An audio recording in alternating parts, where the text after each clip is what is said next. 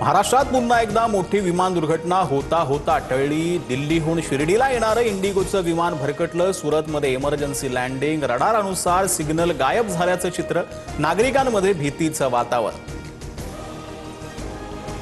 भोंदूखरातला नाशिकच्या हॉटेलमध्ये भेटले नाही, गर्दीत कोण भेटला असेल तर मला माहित नाही। तृप्ती देसाईंकडे पुरावे असतील तर दाखवावेत, नीलम गोरेंनी आरोप फेटाळले।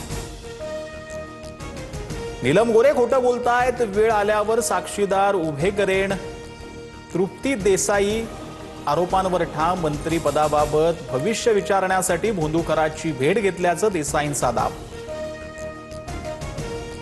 भोंदूखरा प्रकरणी रुपाली चाकणकरांना एसआयटी समन्स बजावल्यानंतरही अद्याप चौकशी नाही। दरम्यान चाकणकरांच्या पतीचं रायगडमध्ये अनधिकृत बांधकाम असल्याची भाजपच्या पदाधिकाऱ्याचा आरोप।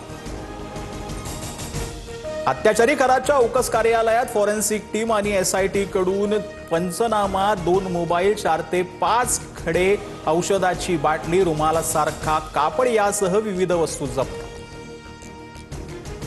शालार्थ आयडी घोटाळ्यामध्ये अशोक खरातचा सहभाग असण्याची शक्यता। केसरकर शिक्षण मंत्री असताना खरातनं आपल्या भावाला शालार्थ आयडी मिळवून दिला, सूत्रांची माहिती।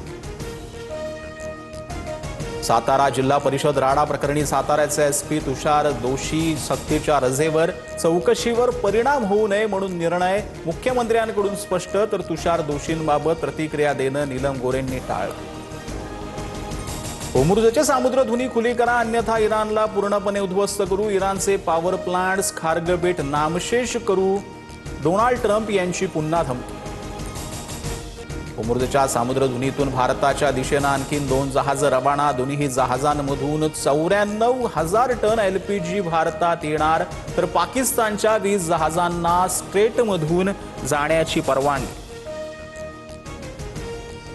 भारतीय रुपयाचा नवीन ऐतिहासिक निच्चांक प्रथमच 95चा टप्पा ओलांडून 95.14 या विक्रमी निच्चांक पातळीवर घसरला। काँग्रेस पक्षाने नेते नक्षलवाद्यांसारखे राहुल गांधींच्या भारत जोडो यात्रेत अनेक नक्षलवादी संघटनेचे लोक दिसले। केंद्रीय गृहमंत्री अमित शहांचा हल्ला। महाराष्ट्रावर पुन्हा अवकाळी पावसाचं संकट। पुण्यासह धुळे, वाशिम, सिन्नर, नाशिकमध्ये वादळी वाऱ्यासह जोरदार पाऊस। बदलत्या हवामानामुळे शेतकऱ्यांसाठी विशेष सतर्कतेचा इशारा।